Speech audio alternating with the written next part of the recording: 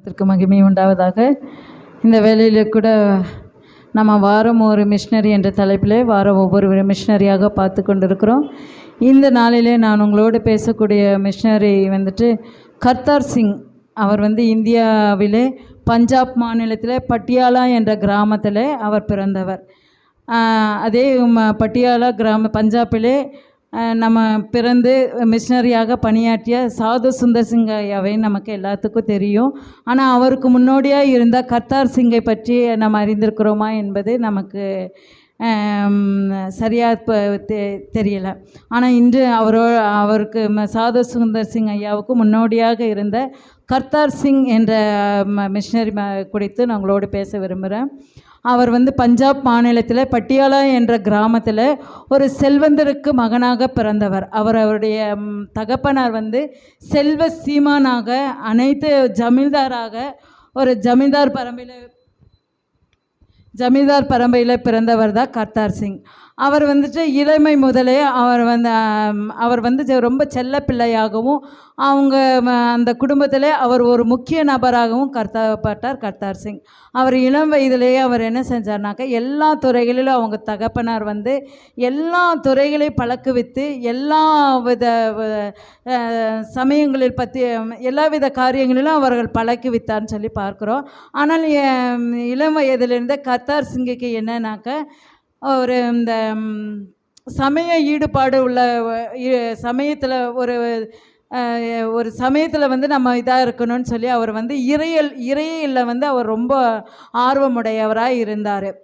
அந்த இறையியலில் படிக்கும்போது ஏதாவது ஒரு இதை பற்றி நம்ம தெரிஞ்சுக்கணும்னு சொல்லி அவர் முற்படும்போது கர்த்தராகிய இயேசு கிறிஸ்துவை பற்றி அறிந்து கொள்ள அவர் அதிக ஆர்வமுடையவராய் அவர் வாழ்ந்தார். அப்போ அவருடைய முயற்சியினாலும் அவருடைய ஆர்வத்தினாலும் சீக்கிரமாகவே வேத வசனங்களை கற்றுக்கொண்டு அதனுடைய மகத்துவங்களை அறிந்து கொண்டு பாவத்திலிருந்து விடுதலை கொடுக்க இயேசு இரட்சகர் ஒருவர் தான் உண்டுன்னு சொல்லி அவர் புரிந்து கொண்டு என்ன செஞ்சார்னாக்கா அவர் இயேசுவை சொந்த இரட்சகராக ஏற்றுக்கொண்டார். ஏற்றுக்கொண்டு அவர் சீக்கிய மதத்தில் பிறந்தவர். அவங்க தகப்பனார் எல்லாமே அவங்க சீக்கிய மதத்தில் வழிவந்தவர் அவர். அதனால் அவர் வீட்டுக்கு போய் அவங்கக்கிட்ட தகப்பனார்கிட்ட சொல்கிறாரு, நான் கர்த்தராகிய இயேசு கிறிஸ்துவை ஏற்றுக்கொண்டு அவர் தான் உண்மையானவர் என்று சொல்லி அவருடைய இயேசு கிறிஸ்துவை பற்றி சொல்லும்போது அவர்கள் என்ன செஞ்சிடுறாங்கனாக்கா அவரை ஒரு துணி கூட இல்லாதபடி அவரை அந்த நாளிலே வீட்டை விட்டு வெளியே துரத்தி விடுகிறாங்க. அப்போ அவர் வீட்டை விட்டு வெளியே அவர் என்ன செய்கிறாருனாக்கா அவர் தன்னுடைய உடலை மறைப்பதற்கும் தனக்கு ஆகாரம் தேடிக்கொள்வதற்கும் அவர் என்ன செய்கிறாருனாக்கா அவர் செய்யாத வேலையே இல்லை என்று சொல்லி பார்க்குறாங்க. அவர் தன்னுடைய வீட்டில் நிறைய வேலைக்காரர்கள் இருந்தாங்க. அந்த வேலைக்காரர்கள் செய்யாத வேலைகளை கூட அவர் செஞ்சு அவ்வளோ கஷ்டப்பட்டு அவர் வேலை செஞ்சு கொண்டிருந்திருக்கிறாரு. இதுக்கு முன்பாக என்னன்னாக்கா அவர் வீட்டில் இருக்கும்போது ஒரு பெண்ணை அவருக்காக நியமிக்கப்பட்டிருந்த அவங்க பெண்ணை அனுப்புகிறாங்க கர்த்தார் சிங்கிட்ட.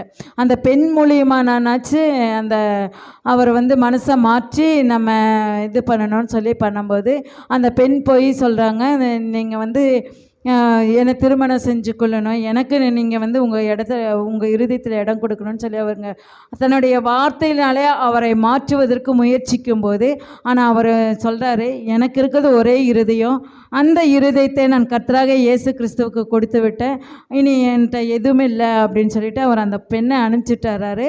அதுக்கு பிறகுதான் அவர் என்ன செய்கிறாரு, வீட்டை விட்டு துரத்தப்பட்டு அநேக பாடுகள் அடைந்து அவர் என்ன செய்தார்னாக்கா திபெத் அநேக மலைகளையும் அநேக பாதைகளை கடந்து திபெத் நாட்டில் அவர் அங்கே தங்குறாரு. அந்த திபெத் நாட்டில் அவர்கள் புத்த பிட்சுக்கள் இருக்கிற அந்த புத்தரை தெய்வமாக வணங்குற ஜனங்கள் அங்கே அந்த புத்த பிட்சுக்கள் அங்கே இருக்கிறாங்க. அங்கே அவர் என்ன செய்கிறாருனாக்கா சத்தியத்தை போதித்து அங்கே அநேக கிராமங்களிலே தேவன் கர்த்தரை பற்றி கர்த்தராக இயேசு கிறிஸ்து தான் உண்மையான தெய்வம் என்று சொல்லி அநேகருக்கு வந்துட்டு தன்னுடைய வார்த்தைகளின் மூலியமாய் கிறிஸ்துவ அன்பை வெளிப்படுத்தி கொண்டிருந்தார். ஆனால் அங்கு இருந்த புத்த பிட்சுக்கள் அவங்க மத வைராக்கியம் உடையவர்களாக இருந்தபடினாலே அவரை அநேக துன்புறுத்தினாங்க. இவர் ஒரு அனுமதி பெறாதபடி இந்த நாட்டுக்கு திபெத்துக்குள்ளே மதத்தை போதிக்கிறாருன்னு சொல்லி அவரை அநேக விதமான அவர் பாடுகளுக்கு உட்படுத்தி அவரை என்ன செஞ்சாங்கனாக்கா அவரை கொலை செய்யும்படியாக அவர் கொண்டு போகிறாங்க. அவர் கொலை செய்வதற்கு போகும்போது அவர் என்ன செய்கிறாங்கனாக்கா அதுக்கு முன்பாக அநேக முறை எச்சரிக்கப்பட்டு இவர் இந்த நாட்டை விட்டு துரத்தணும்னு சொல்கிறாரு. ஆனால் அவரும் போகாதபடி அந்த இடத்துலையே தேவனுடைய நாமத்தை சொல்லி கொண்டிருந்தபடினால அவரை இவர் ஒரு அந்நிய தெய்வத்தை நம்ம நாட்டில் போதிக்கிறாங்க அப்படின்னு சொல்லி அவரை கொலை செய்வதற்காக எத்தனைக்கிறாங்க. அப்படி செய்கிற வேலையில் தான் அவர் என்ன செய்கிறாருனாக்கா அந்த கொலை கழகத்தை நோக்கி போகும்போது அவர் என்ன செய்கிறாருனாக்கா சுவிசேஷத்தை அறிவித்து கொண்டே போகிறாரு. அப்படி அறிவித்து கொண்டே போகும்போது இடது வலது பக்கமாக எப்படி இயேசு கிறிஸ்துவை சிலுவையில் அறையும்படியாக கொண்டு போகப்படும் போது இரு பக்கத்திலும் ஜனங்கள் இருந்து அவர்களை ஏளனம் பண்ணி சிரித்து அவரை அவமானப்படுத்தினார்கள். அதே போல் கர்த்தார் சிங்கையும் அவர்கள் அநேக ஜனங்கள் அவமானப்படுத்தினாங்கன்னு சொல்லி பார்க்குறோம். அப்போ அவர் அப்பவும் தன்னுடைய சுவிசேஷத்தை அறிவித்து கொண்டே போனார். அந்த கூட்டத்தில் இருந்த ஒருவர் என்ன செய்கிறாருனாக்க அந்த கர்த்தார் சிங்கனுடைய வார்த்தையினாலே தொடப்பட்டு அவர் இரட்சகரை ஏற்றுக்கொள்ளுகிறார். மனசளவில் அவரை ஏற்றுக்கொள்ளுகிறாரு. ஆனாலும் மற்ற இந்த புத்த பிட்சுகளுக்கு பயந்தபடியினாலே அவர் என்ன செய்கிறாரு அதை வெளிக்காட்டி கொள்ளாமல் தனக்குள் அடக்கி வைத்து கொள்ளுகிறார். இப்படிப்பட்ட சூழ்நிலையில் தான் என்ன செய்கிறாரு அந்த அவரை கொலை செய்ய இடத்துக்கு கொண்டு வந்த போது அவங்க என்ன செய்கிறாங்கனாக்கா அவருடைய துணியை உரித்து கொண்டு ஒரு எருமாட்டின் தோளில் அவருடைய உடலை சுற்றி என்ன செய்கிறாங்க வெயிலில் போட்டுடுறாங்க. வெயிலில் போடும்போது அவர் என்ன செய்கிறாங்க அந்த எருமாட்டு தோல் பச்சையான எருமாட்டு தோல் ஒரு வெயிலில் போடும்போது எவ்வளோ சுருங்கும் இல்லைங்களா? அது அப்படியே சுருங்கி அந்த வெயிலில் காய அவர் உள்ள நெருக்கப்படுறாரு. அவருடைய எலும்புகள் எல்லாம் நொறுக்கப்படுகிறது. அவர் பயங்கரமான வேதனையை அனுபவிக்கிறாரு. அந்த சூழ்நிலையிலையும் தேவனை அவர் என்ன செய்யவில்லை, மறுதலிக்கல, கைவிடலை. அவர் அந்த சூழ்நிலையில் கூட தன்னுடைய ஏசப்பாவை நோக்கி தான் அவர் முறையிட்டு கொண்டிருக்கிறாரு. அந்த சத்தியத்தை தான் சொல்லி கொண்டிருக்கிறாரு. இப்படியாக அவர் ரொம்ப துக்கத்தை அனுபவித்து கொண்டிருக்கிறாரு. அவரை வழிகாட்டினது புதிய ஏற்பாடு ஒன்று தான். அவர்கிட்ட இருந்தது புதிய ஏற்பாடு. அந்த புதிய ஏற்பாடு இவர் அது யாரும் தீண்டப்படாதபடி அது யாரும் எடுக்காதபடி 3 நாட்களாக என்ன செய்து அது தரையிலே கிடக்குது. அப்போ இவர் என்ன செய்கிறாருனாக்க அந்த சூழ்நிலையிலும் அவங்கக்கிட்ட சொல்கிறாரு என்னுடைய வலது கையை மட்டும் அவிழ்த்து விடுங்கன்னு சொல்கிறாரு. அப்போ அவர் வலது கையை அவிழ்த்து விடும்போது அவர் என்ன செய்கிறாரு அந்த புதிய ஏற்பாட்டை எடுத்து அதன் முதல் பக்கத்தில் எழுதுகிறாரு நசரேயனாகிய இயேசு கிறிஸ்து தான் உண்மையான கடவுள். அவர் அப்படின்னு சொல்லி அவரை பற்றி இயேசு கிறிஸ்துவை பற்றி அவர் தான் பாவத்திலிருந்து விடுதலை கொடுக்கிறவர்னு சொல்லி சுவிசேஷத்தை அந்த இடத்துல எழுதுகிறாரு. எழுதிட்டு என்ன செய்கிறாருனாக்கா அவர் நொறுக்கப்பட்டு அந்த மரண தருவாயில் என்ன செய்கிறாருனாக்கா பிதாவே உம்முடைய கையிலே நான் ஆவியை ஒப்பு கொடுக்குறேன்னு சொல்லி என்ன செய்கிறாரு அவர் கரத்தில் ஒப்பு கொடுக்குறாரு. ஒப்பு கொடுத்து அவர் மரித்து போகிறாருன்னு சொல்லி பார்க்குறோம். அப்போ என்னன்னாக்கா இன்றைக்கு நம்ம பைபிளில் வேதத்தில் பார்க்குறோம் பிதாவின் கையில் 3 பேர் ஆவியை ஒப்பு கொடுத்தாங்க இல்லையா? நம்ம இயேசு கிறிஸ்து என்ன செய்கிறாரு பிதாவே உம்முடைய கரங்களிலே என் ஆவியை ஒப்பு கொடுக்குறாருனாரு. அதே போல் ஸ்தேவானும் என்ன சொன்னார் பிதாவே உம்முடைய கரத்தில்.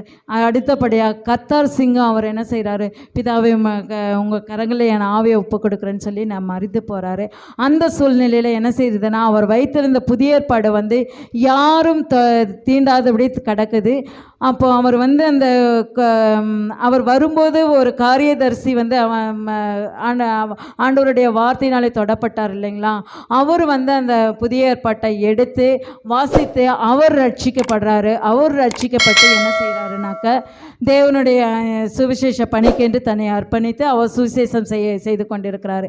இப்படிப்பட்ட சூழ்நிலையில் இவரை கொலை செய்த அதே புத்த பிட்சுக்களின் தலைவர் என்ன செய்கிறாருனாக்க இந்த காரியதரிசியையும் என்ன செய்கிறாருனாக்க அதே மாதிரி வந்துட்டு அடித்து துன்புறுத்தி அதே எருமை தோலால் போடுறாங்க. போட்டு அவரும் அதுலேயும் சாகாதபடி இருந்ததுனாலே அவரை எடுத்து என்ன செய்கிறாங்கனாக்க குப்பையும் கூலமாய் இருக்கிற ஒரு குப்பை கூலத்துக்குள்ளாக அவரை தூக்கி போட்டுறாங்க. அடித்து துன்புறுத்தி அவரை தூக்கி போட்டுறாங்க. அப்போ அவர் இரவில் வீசின குளிர் காற்றினாலே அவருக்கு 3 நாள் கழித்து நினைவு திரும்புது. அவர் திரும்ப ஊர்ந்து நகர்ந்து மறுபடியுமாக அந்த நாட்டிற்குள்ளாக கடந்து மறுபடியும் அவர் கொஞ்சம் பலனடைந்து அவர் சுவிசேஷத்தை அறிவிக்கிறாரு. அப்படி சுவிசேஷத்தை அறிவிக்கும் போது அவர்களால் அவரை ஒன்றும் செய்ய முடியவில்லை. இப்படிப்பட்ட இவருடைய இந்த சத்திய வார்த்தைகளை கேட்டு இவர் சுவிசேஷித்த பிரசங்கத்தை கேட்டுத்தான் சாது சுந்தர் சிங் ஐயா ரட்சிக்கப்பட்டார். ஆண்டவராக இயேசு கிறிஸ்துவை ஏற்றுக்கொண்டு ஒரு மிஷினரியாக மாற்றப்பட்டார்னு சொல்லி அவருடைய புஸ்தகத்திலே பார்க்குறோம். அது மாத்திரம் இல்லைங்க, கர்த்தார் சிங்கருடைய தகப்பனாரையும் சாது சிங்கையா கடந்து போய் அவருடைய மகனை குறித்த காரியங்களை வெளிப்படுத்தும் போதும் அவரும் அவருடைய சாட்சியை கேட்டு தேவனை ஏற்றுக்கொண்டு ரட்சிக்கப்பட்டார். கர்த்தரை உங்கள் தெய்வமாக ஏற்றுக்கொண்டார்னு பார்க்குறோம். இப்படியாக எத்தனையோ மிஷினரிமார்கள் நம்முடைய இந்திய தேசத்திலே தங்களுடைய இரத்தத்தை சிந்தித நிமித்தமாக தங்களை ஜீவனை கொடுத்தது நிமித்தம் இன்றைக்கு நம்ம எல்லாம் கிறிஸ்தவர்களாக என்ன செஞ்சிட்ருக்குறோம், வாழ்ந்து கொண்டு இருக்கிறோங்க. அதனால் அவரை போல் நம்ம பாடுகள் வந்தால் நிச்சயமாக நம்ம தாமுங்க மாட்டோம். ஏசப்பா மறுதளிச்சுட்டு என்ன செய்வோம், ஓடி போயிடுவோம். ஆனால் எத்தனையோ மிஷினரிமார்கள், இன்னும் சொல்லப்படாத எத்தனையோ மிஷினரிமார்கள் இந்த நாளிலும் கூட இருக்கிறாங்க. நம்ம மிஷினர்களுக்காக ஜெபிப்போம், மிஷினர்களுக்காக கொடுத்து உதவும். கர்த்தர் தாமே ஆசீர்வதிப்பாராக. ஆமென்.